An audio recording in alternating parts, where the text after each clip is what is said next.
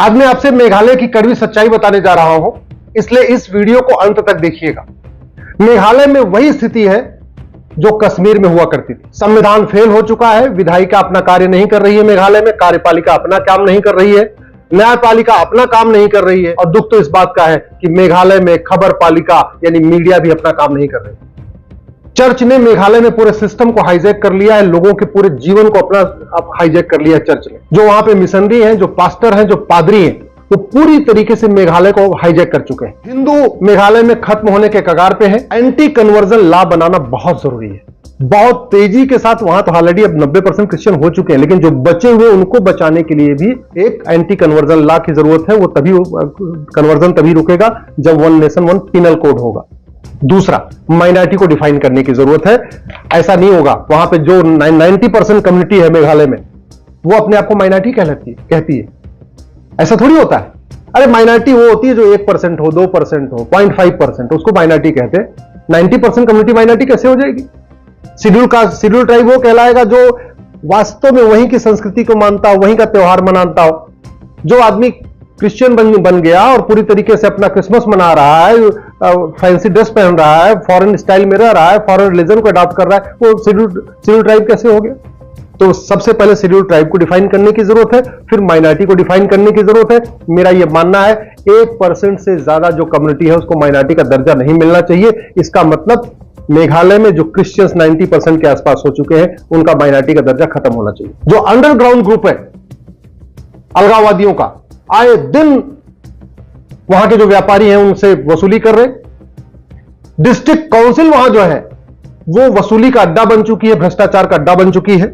Upper ground group NGO के रूप में दुनिया भर के बने हुए हैं, कोई छात्र परिषद, कोई फलाने परिषद, कोई फलाने परिषद, वो भी आके व्यापारियों से वसूली कर रहे। पुलिस व्यापारियों को संरक्षण नहीं दे रही है। व्यापारियों को इतना तरीके से टॉर्चर किया जा रहा है, उनको 10 जगह से परमिशन लेनी पड़ती है। डिस्ट्रिक्ट काउंसिल से अलग परमिशन लेनी पड़ेगी, नगर निगम से अलग परमिशन लेनी पड़ेगी, इनसे अलग लेनी पड़ेगी, डीए कलेक्टर से अलग परमिशन लेनी पड़ेगी। तो एक यूनिफॉर्म बिजनेस कोड की जरूरत है। इसी तरीके से uniform civil code, one nation one civil code लागू करने की जरूरत है। ये जो विशेष दर्जा दिया हुआ हमने मेघालय को, अलगाववाद का मूल कारण वही है। संविधान पूरी तरीके से मेघालय में फेल हो चुका है। मैं क्यों कह रहा हूं? क्योंकि 27% जो रिजर्वेशन है ओबीसी का, वो मेघालय में नहीं लागू है। आप पता कर लीजिए कि मेघालय में क्या 27% ओबीसी का रिजर्वेशन मिलता है क्या? नहीं। जो 15% शेड्यूल कास्ट का रिजर्वेशन है वो भी नहीं मिल रहा है। जो 10% ईडब्ल्यूएस का रिजर्वेशन है वो मेघालय में नहीं मिल रहा है।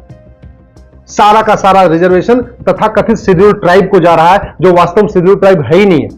मर्सिडीज से चलते हैं, बड़ी बड़ी दुकानों के मालिक हैं, उनके पास करोड़ों रुपए है, फिर भी वो शेड्यूल ट्राइब बने हुए और सारा रिजर्वेशन ले जा रहे हैं। घुसपैठ बहुत तेजी के साथ हो रही है वहां पे। बांग्लादेशी भी आ रहे हैं, रोहिंग्या भी आ रहे हैं। और दुख इस बात का है कि जब बाकी भारत के लोग मेघालय में जाके बसते हैं तो वहां के जो कन्वर्टेड हिंदू हैं, जो क्रिश्चियन, वो विरोध करते हैं। लेकिन जब रोहिंग्या आके वहां बसते हैं, बांग्लादेशी आके बसते हैं, तो विरोध नहीं करते। वहां पे आज की डेट में नॉन ट्राइबल सांसद विधायक नहीं बन रहे, लेकिन मुस्लिम्स बन रहे हैं, वहां पे विधायक बन रहे हैं, डिस्ट्रिक्ट काउंसिल में जा रहे हैं। अगर हमें मेघालय को बचाना है तो नियम कानूनों को बदलना पड़ेगा। हिंदुओं की यह स्थिति है कि ना अपना ढंग से त्योहार मना पा रहे, न ठीक से अपना जो उनके संस्कार होते हैं, रीति रिवाज, शादी विवाह, न उसको अच्छी तरीके मना पा रहे, न होली दिवाली ढंग से मना पा रहे, एकदम खौफ के साए में रहते हैं। मैं भी 3 दिन के लिए गया था। हमारे 51 शक्तिपीठ में से एक शक्तिपीठ है जयंतेश्वरी। मुझे बहुत दुख हुआ जब मैं जयंतेश्वरी मंदिर गया तो वहां और कोई था ही नहीं, मंदिर का दरवाजा बंद था। आप जरा सोचिए, हमारा शक्तिपीठ है 51 शक्तिपीठ में से एक जयंतेश्वरी, जहां माता जी का जंघा गिरा था, और वहां मंदिर का दरवाजा बंद था। जब मेरा परिवार वहां पहुंचा तो हमने रिक्वेस्ट करके मंदिर का दरवाजा खुलवाया। कोई नहीं, एक इकलौता परिवार, केवल हम 4 लोग थे, बस वही उस मंदिर में थे और कोई था ही नहीं। पुजारी भी नहीं थे। एक वहां महिला बैठी थी, उससे हमने रिक्वेस्ट किया, उन्होंने दरवाजा खोला, हमने जाके वहां पूजा की। क्या कार्यपालिका, न्यायपालिका और खबर पालिका, ये तीनों ही मेघालय में अपना काम नहीं कर रही है। बहुत दुख की इस बात है कि इस पे कभी सार्वजनिक चर्चा नहीं होती है। दिल्ली में बैठी जो main stream media, electronic media, बड़े बड़े चैनल जो टीआरपी में कोई टॉप 10 में आ रहे हैं, कोई टॉप 5 में आ रहे हैं, कोई नंबर 1 पे आ रहे हैं, उनसे तो मेघालय की कोई मतलब कभी उन्होंने चर्चा करना सोचा ही नहीं। इसलिए समाधान क्या है वो मैं आपको बताता हूं। सबसे पहले शेड्यूल ट्राइब को डिफाइन करने की जरूरत है। शेड्यूल ट्राइब के नाम पे दुनिया भर की स्कीम है। मेघालय में शेड्यूल ट्राइब 80% रिजर्वेशन ले जा रहा है, लेकिन शेड्यूल ट्राइब कौन होगा यह डिफाइन ही नहीं किया गया। मैं आपसे पूछता हूं, क्या मर्सिडीज से चलने वाला 10-10, 20-20 गाड़ियों का मालिक, 100-100 बीघे जमीन का मालिक, 500-500 करोड़ का मालिक शेड्यूल ट्राइब कहलाएगा क्या? अरे शेड्यूल ट्राइब तो वो थे जो अलग तरीके से, उनकी संस्कृति अलग थी, उनका पहनावा अलग था, उनकी भाषा अलग थी, उनका कल्चर अलग था, उनका सब कुछ अलग था। अंग्रेजी बोलने वाला, कॉन्वेंट में पढ़ने वाला, करोड़ों का मालिक, वो शेड्यूल ट्राइब बना हुआ है। तो सबसे पहले शेड्यूल ट्राइब को डिफाइन करने की जरूरत है। अब मेरा मानना है, जो आदमी कन्वर्ट हो चुका है, जिसने फॉरेन रिलीजन को अडॉप्ट कर लिया है, वो तो शेड्यूल ट्राइब हो ही नहीं सकता। शेड्यूल कास्ट, शेड्यूल ट्राइब, ये जो सिस्टम है ये केवल सनातन धर्म में ही है। यानी जो हिंदू है वही शेड्यूल ट्राइब हो सकता है, वही शेड्यूल कास्ट हो सकता है, वही ओबीसी हो सकता है, वही पिछड़ा हो सकता है। जिसने कन्वर्ट, जो आदमी अपना रिलीजन छोड़ दिया, जो फॉरेन रिलीजन में चला गया, चाहे उसने इस्लाम अपना लिया, चाहे उसने क्रिश्चियनिटी अपना लिया, वो शेड्यूल ट्राइब नहीं हो सकता। इसलिए सबसे पहले मेघालय में जो कन्वर्ट हो चुके हैं उनका शेड्यूल ट्राइब का दर्जा खत्म करने की जरूरत है। शेड्यूल ट्राइब को भी इसी तरीके डिफाइन करने की जरूरत है। और वहां पे जो टैक्स की छूट मिल रही है ये बंद होनी चाहिए। ऐसा क्यों कि यूपी, बिहार, बंगाल, बाकी राज्यों में जो 5 लाख रुपए कमाए वो भी टैक्स दे, जो 10 लाख रुपए कमाए वो भी टैक्स दे, और जो मेघालय में रह रहा है वो 10 करोड़ कमाए वो भी टैक्स नहीं दे? ये क्यों भैया? यूनिफॉर्म टैक्स कोड लागू होना चाहिए। टैक्स का जो नियम है वो सबके लिए एक समान होना चाहिए। ये जो इंजम्पशन चल रहा है, जो छूट चल रही है, ये बंद होनी चाहिए। एक यूनिफॉर्म एडमिनिस्ट्रेटिव कोड की जरूरत है। अब डिस्ट्रिक्ट काउंसिल की जरूरत नहीं है। डिस्ट्रिक्ट काउंसिल बनी थी वहां के जो शेड्यूल ट्राइब वास्तव में जो गारो थे, जो जयंतिया थे, या जो वहां के अपने खासी थे, उनको प्रोटेक्ट करने के लिए बनी थी। जब वो कल्चर ही खत्म हो गया, वो खत्म हो गए, पूरी तरीके से कन्वर्ट हो गए, फिर डिस्ट्रिक्ट काउंसिल क्यों? और डिस्ट्रिक्ट काउंसिल कुछ समय के लिए बनी थी, परमानेंट नहीं बनी थी। कोई भी जो टेम्परेरी प्रोविजन होता है या स्पेशल प्रोविजन, वो लाइफ लॉन्ग नहीं होता। जैसे आर्टिकल 370 खत्म हो गया, 35 खत्म हो गया, ऐसे डिस्ट्रिक्ट काउंसिल खत्म होनी चाहिए। एक यूनिफॉर्म एडमिनिस्ट्रेटिव कोड लागू होना चाहिए। भारत में एक uniform, one nation one administrative code बनाने की जरूरत है, और उसको मेघालय में भी लागू करने की जरूरत है। और दुख इस बात का है कि जो वहां के नॉन ट्राइबल हैं, जो जिनको नॉन ट्राइबल कहते हैं, वो वोट नहीं दे सकते डिस्ट्रिक्ट काउंसिल के इलेक्शन में, लेकिन डिस्ट्रिक्ट काउंसिल उनसे सारे काम कराती, उनसे पैसा लेती, सब कुछ करती। मतलब वो चुन नहीं सकते, लेकिन उसके सारे नियम कानून उनको फॉलो करना पड़ता है। डिस्ट्रिक्ट काउंसिल जितने नियम कानून बनाती है वो सब पे लागू होती है। वहीं दूसरी तरफ डिस्ट्रिक्ट काउंसिल में जो वोटिंग होती है उसमें जो नॉन ट्राइबल वोट नहीं दे पाते। तो one nation one election code की जरूरत है, one nation one legislative code की जरूरत है, one nation one business code की जरूरत है।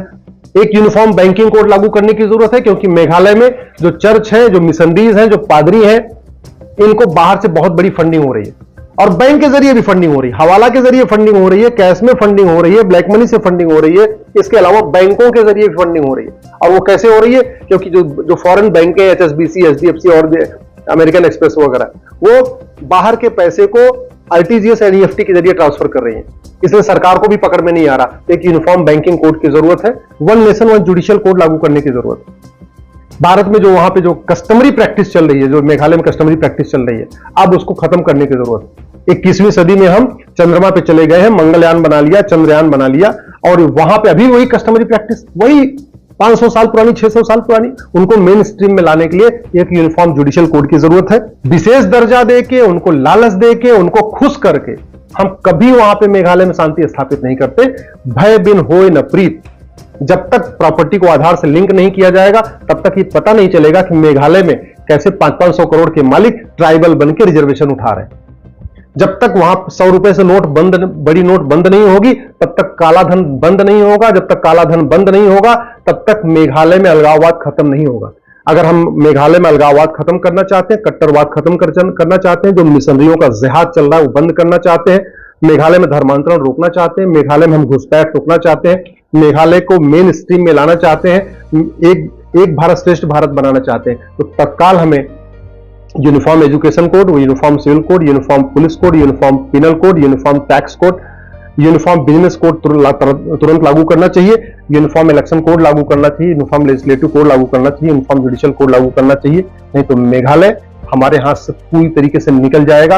अभी भी गुंजाइश है, अगर हम कानूनों को बदल दें तो मेघालय दोबारा इंटीग्रेट हो जाएगा। नहीं तो जैसी सिचुएशन है, आने वाले बहुत जल्दी जैसे कश्मीर से सारे हिंदू पलायन कर गए थे, वैसे ही मेघालय से जो बचे हुए वहां पे मारवाड़ी हैं, जो व्यापारी हैं, जो बिहारी हैं, जो बंगाली हैं, हरियाणा के कुछ गए हैं, माहेश्वरी समाज के लोग हैं, अग्रवाल समाज के लोग हैं, जो ये सब वहां से छोड़ के भाग जाएंगे और फिर वहां कोई नहीं बचेगा। फिर वहां पे मिशनरीज का एक छत्र राज चलेगा, क्रिश्चियंस का एक छत्र राज चलेगा। कहने को वो रहेगा भारत का हिस्सा, लेकिन न भारत का संविधान चलेगा, न भारत का व्यवस्था चलेगी, न भारत का नियम कानून चलेगा, पूरी तरीके से अलग हो जाएगा।